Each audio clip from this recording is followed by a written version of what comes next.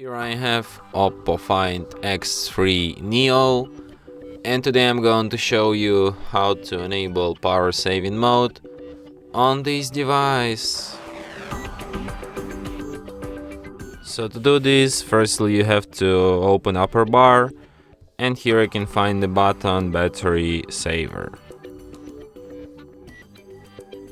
So here, power saving mode. By tapping on this button once, you can switch this mode by holding your finger on the connected sound settings. For example, you can set it up to turn off automatically when battery is charged to 19%.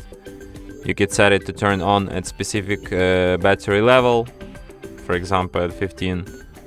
And you can also change its default optimizations. For example, you can reduce screen brightness, change auto screen off time to 15 seconds, disable background synchronization, and lower the screen refresh rate. And that's it. Thanks for watching. If you find this tutorial useful, don't forget to hit that like button and subscribe to our channel.